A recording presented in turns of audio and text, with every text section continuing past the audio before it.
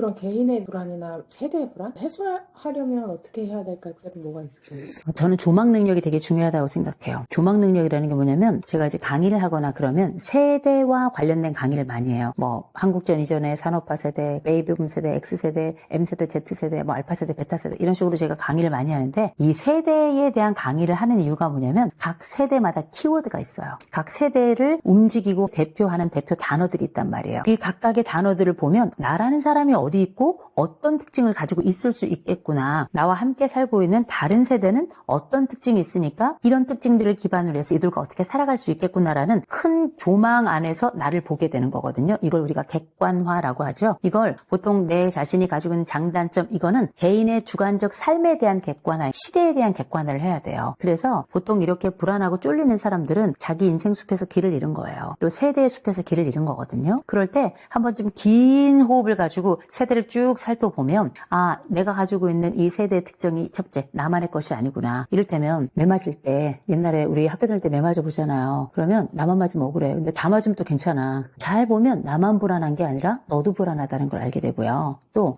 내가 가지고 있는 방법이 거칠고 서툴다고 생각했는데 알고 보니 다른 애들도 거칠고 서툴어. 이러면 약간 안심이 돼요. 이걸 이제 우리가 보통 다운그레이드 한다고 얘기는 하지만 하향 비교도 나쁘지 않아요. 그런데 우리는 하향 비교를 필요할 때 하고 대부분 다 상향 비교를 합니다. M세대는 다 상향 비교를 해요.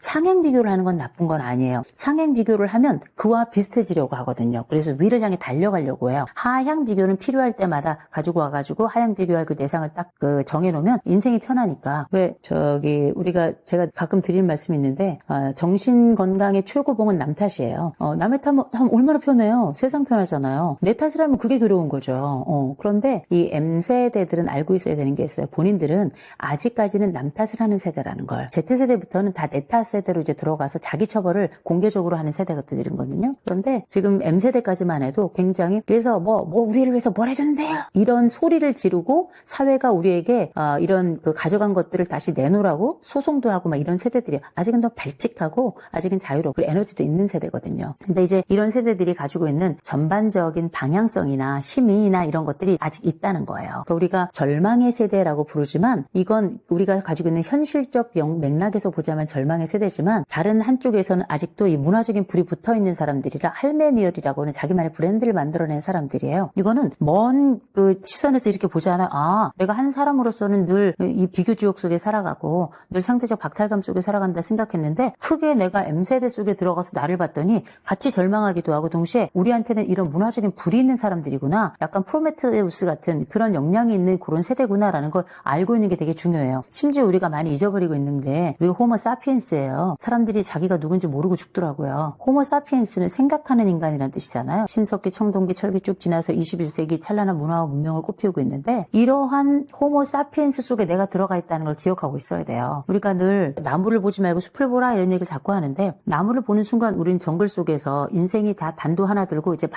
파헤쳐 가는 건데 이렇게 가다 보면 끝도 한도 없이 그렇게 밀림 속에 파묻혀 죽는 겁니다. M세대는 이게 싫은 사람들이에요. 발칙한 세대이고 풍요롭게 자라기도 했고 더 나은 삶을 추구하기도 하고 더 나아가서 내 인생이 빛났으면 좋겠어 반짝반짝. 그러려면 뭐 해야 되냐면 먼 거리에서 숲을 보는 연습을 자꾸 해야 돼요. 그래야 길을 잃지 않아요. 40이란 나이 우리가 보통 공자님이 40이면 불혹이라 그랬어요. 흔들림이 없대요. 40 넘은 분들 다 알아요. 미친 듯이 흔들려요. 50 나이 먹으면 괜찮아 보이지만 50이면 지천명이라고 공자님 말씀하셨어요. 제가 50 넘었는데 왜 지천명인 줄 알아요. 문제가 지천이라서 그래요. 이거 되게 중요한 주제예요. 사람은 나이를 먹어도 내 삶에 대해서 내가 자부한다라고 얘기할 수 없는 거예요. 늘 우리는 그렇게 불완전한 존재이긴 해요. 그런데 한 가지 기억하게 될 건 긴 삶에서 보자면 우리는 되어가는 존재라는 거.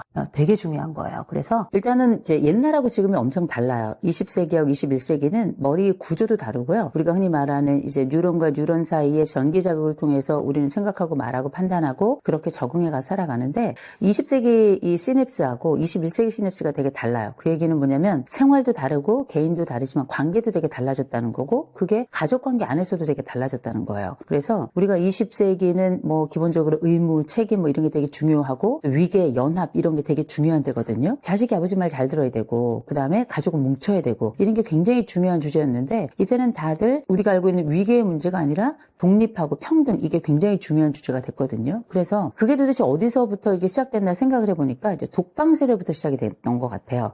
이 독방이 대부분의 출생자들이 독방을 갖게 된 세대가 딱 M세대부터예요. 지금은 요 M세대들이 본격적으로 이제 40을 향해 올라오고 있잖아요. 요 M세대들이 가지고 있는 이 독방 문화라고 하는 게 굉장히 독특하게 내 권리랑 함께 묶여서 갑니다. 이 권리라고 하는 게 이전 세대가 책임하고 의무를 굉장히 중요하고 이걸 바탕으로 해서 교과서에서도 배우고 그랬다면 M세대부터는 학생 인권 조례 뭐 이런 얘기들이 나오면서 권리가 삶 속에 이제 일반화된 세대예요. 그런데 이게 시작된 게 제가 볼 때는 이제 독방을 갖게 되면서 노크를 시작하는 문화부터 이제 시작을 한 거죠. 옛날에는 일단 방이 없어요. 자기 방이라는 게 아예 없었기 때문에 그리고 방이 있어도 사실 집안에서 아버지가 문 열라 그러면 문을 뗄 수도 있는 게 집안이었기 때문에 근데 이제 M세대 우리가 30대를 거치면서 40대를 들어가는 분들에게는 내 방문이 없다는 걸 상상할 수가 없는 거고 노크를 하고 들어오지 않는다는 건 내 인생에 대한 침범이거든요. 가족 간의 침범이라는 건 옛날에 있을 수도 없었어요. 근데 이제는 권리를 중심으로 또 독방을 중심으로 침범 문화가 발생을 한 거고요. 자기보호 문화가 발생을 한 겁니다. 그래서 우리가 흔히 말하는 가족 내에도 사생활이 있다는 게 지금 40대에겐 당연한 이야기가 된 거죠. 21세기가 가지고 있는 이 문화적인 시냅스가 다르기 때문이고 이게 가족에도 적용이 돼서 실질적으로 윗세대들이 가지고 있는 뭐 위계와 연합 문화에서 이제 독립과 평등 문화로 가는데 그 중에서도 독립과 사생활이 굉장히 중요해진 거죠. 그래서 이게 단순히 뭐 직장이나 뭐 이런 데서만 얘기가 있는 게 아니라 집 안에서도 특별히 집으로부터 시작된 문화다. 집의 독방 문화로부터 시작된 문화다라고 저는 말씀을 좀 드리고 싶어요. 독방 세대 뭐 노크가 필요한 세대 그 표현을 주셨는데 가족 문제를 해결하기 위해서 방법이나 혹은 원리 정도를 꼽아주신다면 가족들은 각각 단독자라고 생각합니다. 서로 협력하는 자이고 DNA가 공유되는 부분이 있는 것뿐이지 우리가 DNA 같은 경우도 A라고 하는 내가 유전자 지도를 가지고 태어났어도 죽을 때는 A 다시로 죽거든요. 그렇게 독립하면서 서로 간에 각자의 개별의 주체로 살아가면서 가족의라고 하는 이 법률적인 지지대를 형성하고 있는 건데 이제는 우리가 거기에 정서적 지지대하고 그다음에 물질적, 물리적 지지대를 원래 가족이 다 가지고 있었던 거잖아요. 그래서 법률적으로 함께 돼 있고 그다음에 정서적으로 뭉쳐져 있고 그다음에 물리적으로 뭉쳐져 있고 경제적으로 뭉쳐져 있고 이런 각각의 공동체 영역을 다들 가지고 있던 게 가족인데 어렸을 때는 이게 문제가 되지 않아요. 그런데 이제 성인이 됐을 때 성인이 된 20이 넘어가고 자기의 삶의 기준을 가져가면서부터는 정서적으로 물리적인 독립체로 살아야 되는 거 이게 저는 굉장히 중요하다고 생각해요. 그래서 왜 우리가 심리적인 탯줄을 끊는다 뭐 이런 얘기를 하잖아요. 이거는 독립성에 기반한 건데 그렇다고 우리가 정서적으로 의지력이 없는 건 아니에요. 같이 기대지만 멀리서 바라보면서 그를 견뎌줄 수 있고 멀리서 바라보면서 그가 이겨나가고 그다음에 자기의 삶을 살아가도록 기다려주는 거 이게 사실은 가족의 굉장히 중요한 개념이 된 게 옛날엔 다 죽을 때까지 뭉쳐 살았기 때문에 그러나 지금은 조금 성장하면서부터 이미 우리는 별개의 존재로 살아가고 다 다른 직업을 가지고 살아가기 때문에 이렇게 정서적 물리적인 독립을 하는 거 좀 굉장히 중요하다고 생각하고요. 그다음에 두 번째로는 아이의 물리적 독립 자체가 전 대단히 중요하다고 생각합니다. 아이의 제가 아까 서두에 말씀드렸던 정서적 독립이나 물리적 독립이라는 건 뭐냐면 내가 내 부모로부터 건강한 거리를 두고 내 부모도 나로부터 건강한 거리를 두어서 서로 존재를 인정하면서도 서로를 침범하지 않도록 하는 거 이게 되게 중요하다는 거 하나 하고 물리적 독립이라고 하는 건 뭐냐면 내가 내 집안에서 가사 분담 같이 내가 어떤 역할을 할 때 자기 공간, 물리적 공간을 갖고 동시에 가사분담과 같은 그 책임도 함께하는 이런 방식으로 한다는 건 각각의 존재들이 같이 살지만 떨어져 있는 거예요. 이렇게 자기의 독립 공간을 갖고 독립적인 그 정서를 유지하는 게 이게 되게 중요하다는 거고 이 두 번째로 말씀드린 독립이라는 건 나이가 먹잖아요. 무조건 나와야 돼요. 집에서. 저는 한 25, 6, 7 넘어가면 그냥 나와야 된다고 생각합니다. 이런 물리적 독립이 중요한 이유 중에 하나는 뭐냐면 실제 사람은 나의 보호자로부터 떨어져 나가야 독립체가 돼요. 실질적으로. 그래서 요새 집값 비싸고 땅값 비싸고 내가 돈 벌어서 집도 살 수 없는데 어떻게 나갑니까? 이렇게 생각하시는 분들이 많을지 모르겠지만 밖에 나가고 독립해 나가는 게 내 부모가 사는 것만큼 풍요롭게 독립하기가 어렵다는 얘기로 들릴 뿐이에요. 더군다나 우리가 이 현대의 독립된 가족으로 살아간다는 건 뭐냐면 내가 독립하고 싶어. 나는 내 인생 내 맘대로 살 거야. 그럴 거면 집에서 나가야 돼요. 나가야 됩니다. 나가서 내가 알바를 하든지 뭐 약간 협소하고 좁은 집에 살더라도 자기 인생 구가하면서 살면 살면 되죠. 그러니까 간섭이 없는 자리가 가족이 아니고요. 간섭이 있을 수 있지만 독립성을 유지하고 서로를 존중해주는 게 가족이긴 한데 요새 그 부양이 너무 길어졌어요. 부양이 너무 길어져서 30대, 40대, 50대까지도 집에 들러붙어가 부모 연금에 빨대 꽂는 집들이 있거든요. 근데 전 이건 정말 불편한 동거일 뿐만 아니라 해서는 안 되는 연합이라고 생각합니다. 20대 후반 정도가 되면 내 부모가 나에게 줄 수 있고 나에게 주었던 그 풍요만큼은 당연히 가질 수 없는 거예요. 부모도 그 나이에는 가난했거든요. 저는 그래서 이런 너무 이렇게 뭉쳐져 가지고 떨어지기 어렵고 떨어지면 마치 내 살점까지 다 내 장기까지 떨어져 나가는 이 샴쌍둥이 같은 이 가족 구조를 저는 좀 깨야 된다고 생각합니다. 그래서 오히려 옛날 방식이 결혼도 좀 빨리 하면서 동시에 독립도 빨리 했던 세대거든요. 제가 결혼을 하라고는 말씀 안 드려요. 그러나 독립은 해야 된다고 생각합니다. 근데 그 독립이 쉽진 않겠죠. 그러나 부모만큼 내가 지금 만나고 있는 부모만큼의 풍요를 기대하는 독립이 아니고요. 원래 부족하고 모질라고 갑갑하게 이렇게 시작하면서 나의 그 갑갑하고 부족한 지점을 메워가면서 그렇게 자기의 독립체로서의 양태를 건강하게 갖추어가는 거거든요. 그래서 제가 두 번째 독립해라라고 말씀을 드리는 거고요. 세 번째로는 이제 독립성을 확보하는 겁니다. 이 독립하라는 아까 그 얘기가 분리해서 나가 살란 얘기라는 세 번째 있는 독립성이라고 하는 건 주체성에 관련된 이야기예요. 분화, 자기 분화에 관련된 이야기입니다. 자기 성장과 자기 분화는 내 부모랑 같이 살아도 가능한 거고 떨어지면 더 잘 되는 게 분화예요. 이때 분화라고 하는 건 정서적 분화에 조금 더 방점을 두시면 될 것 같습니다. 우리가 상담 영역에 보면 분화도라는 말이 있거든요. 분화도라는 건 집 안에 다 누구든지 어떤 집이나 다 분화도가 있어요. 분화도가 높은 집이 있고 분화도가 낮은 집이 있어요. 분화도가 높은 집이라고 하는 건 어떤 일이 발생했을 때 이성적이고 합리적이고 또 우리가 누가 봐도 이해가 되고 납득이 될 만큼 충분히 개별성을 가지면서도 요 일을 처리해 나가는 방식, 이게 이제 우리가 분화도가 높은 집, 높은 사람의 특징이고, 대신에 분화도가 낮다는 얘기는 뭐냐면 어떤 일을 처리할 때 매우 감정적으로 그리고 한 사람의 집행에 의해서 일방적으로 처리되는 이 모든 과정들을 아울러서 분화도가 좀 낮다 이렇게 보시면 될 것 같아요. 그런데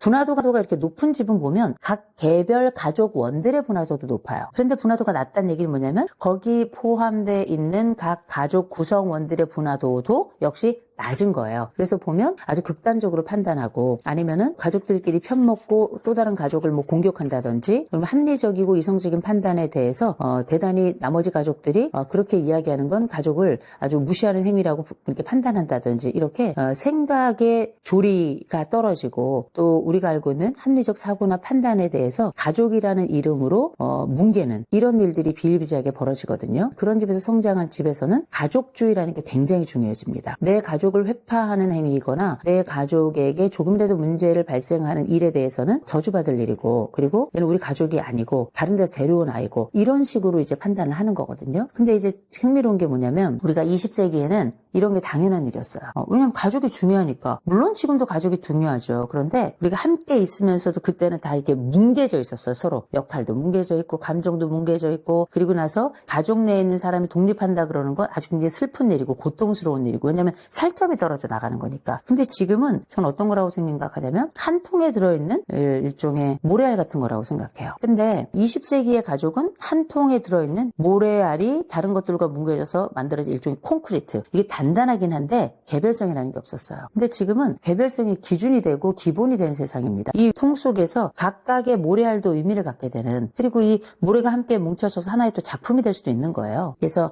지금은 건강한 가족을 또 좋은 가족을 얘기한다면 21세기 형태는 독립성, 다시 말해서 자기의 개인 분화도도 높고 또 자기 성장을 위해서 가족의 일부분이 필요하고 지원으로서 도움이 되긴 하지만 가족 안에 뭉쳐져서 자기를 구별해내거나 혹은 구분해내지 못하는 이런 일은 없어야 되는 그래서 독립성이라고 하는 건 기본적으로 약간 이기적일 수 있겠으나 자기 분화도를 높이는 이런 과정이라고 생각해야 될 것 같아요. 그리고 네 번째로는 거리의 역설을 기억해야 된다는 겁니다. 이 거리감하고 거리는 달라요. 가족 간에 우리가 건강한 거리를 둬야 된다라고 얘기를 하는데 거리감이라고 하는 건 내가 그 사람과 내가 멀게 느껴지는 그 마음을 거리감이라고 부르잖아요. 이를테면 우리 요즘 병수 씨 앉아 계시지만 엄마 아버지하고 친해요? 그렇게 친하신 분은 안 같습니다. 근데 엄마 아버지는 달리 생각할 수 있어요. 그래서 엄마 아버지는 내가 너랑 친근하다고 느끼는데 아들과 딸은 내 아버지 어머니하고 내가 약간 멀다고 느끼는, 이 가족 간에도 같은 상대, 같은 대상을 두고도 서로가 느끼는 거리가 달라요. 근데 이를테면 요즘 자녀들은 이거는 나빠서가 아니에요. 그냥 내 부모가 나랑 친하다고 느끼는 자녀가 별로 없어요. 이상할 정도로. 그냥 뭐 아버지는 엄마 뭐 그대로 살아가고 나는 나대로 살아가는 거지, 이렇게 생각하는 거예요. 1세대가 볼 때는 엄청 배은망덕한 거예요. 야, 내가 먹여주고 입혀주고 내가 청춘에 즙을 내가지고 내가 너를 여기까지 키웠는데 이것들이 지금 뭐야? 배신 때리는 거야? 야, 남이 너보다 낫다! 뭐 이런 얘기 막 하거든요. 그런데 생각해보면 이거는 이제 거리감을 느끼는 거예요. 일종의 배신감이라는 단어로 대신된 거리감을 경험해서 이런 얘기를 하는 거거든요. 근데 막상 거리는 다른 거예요. 우리가 건강한 거리라고 하는 건 이제 진짜 먼 거리도 있고 가까운 거리도 있는데, 이 거리를 조절하는 힘을 가지고 있는 게 저는 건강한 거리라고 생각해요. 필요할 때는 딱 옆에 있어주고, 각자 살아갈 때는 뭐 적당한 거리를 두고서 뭐 때로 연락이 안 되더라도 살아있구나, 그런데 별 문제 없구나, 이렇게 생각하면서 그렇게 가족이 살아가는 거 아니겠습니까? 그게 현대의 가족이거든요. 근데 거리감은 달라요. 이 건강하지 않은 가족들이 가지고 있는 전형성이 우리가 거리감이거든요.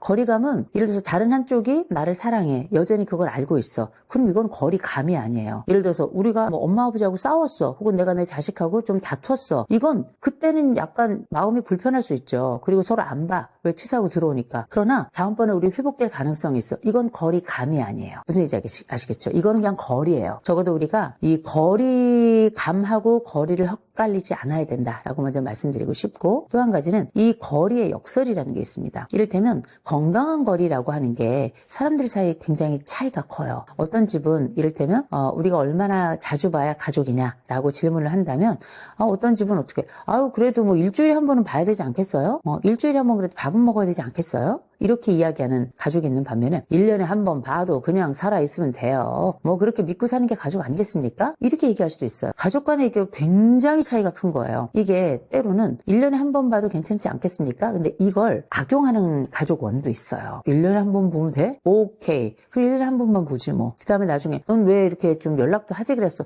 1년에 한 번만 보면 된다면서요. 이게 일종의 하나의 도구가 되는 경우가 있어요. 이거는 악용이라고 저는 생각을 해요. 상대방의 편의나 혹은 상대방이 가지고 있는 불편감을 최소화하기 위해서 1년 정도 얘기를 했는데, 정말 1년이라고 생각하고 공식처럼 그렇게 1년에 한 번 보고 그거 이상 본 것에 대해서는 내가 너무 과하게 효도를 하거나 과하게 가족을 본 것처럼 생각한다면 그거는 전 바보라고 생각해요. 근데 이외로 지금의 젊은 세대들은 이런 공식화된 것 같은 가족의 평균값을 지키려고 한다는 거죠. 근데 이렇게 되면 어떻게 되냐면, 내가 너무 많이 만나도 내가 사실 약간 가족에게 뺏긴 것 같고, 너무 적게 만나면 내가 가족원으로서 역할을 하지 않아서 욕먹을 것 같은 불안, 이 양쪽의 감정에서 막 왔다 갔다 하거든요. 이거야말로 비가족적인 거라고 저는 생각해요. 그래서 우리가 생각하는 건강한 가족의 거리라고 판단하는 것들을 요즘 세대들은 마치 공식처럼 정해놨다. 근데 이건 결코 건강한 거리가 될 수 없다. 왜냐하면 융통성이 떨어지기 때문에.